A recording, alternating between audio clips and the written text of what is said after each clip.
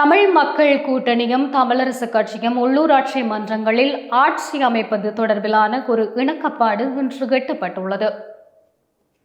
உள்ளூராட்சி மன்றங்களில் ஆட்சி அமைப்பது தொடர்பில் தமிழ் மக்கள் கூட்டணியின் செயலாளர் நாயகம் CVK விக்னேஸ்வரனுக்கும் தமிழரசு கட்சியின் பொதுச் செயலாளரும் ஜனாதிபதி சட்டத்தரணியுமான MA சுமந்திரனுக்கும் இடையே விசேட சந்திப்பு ஒன்று இடம்பெற்றது.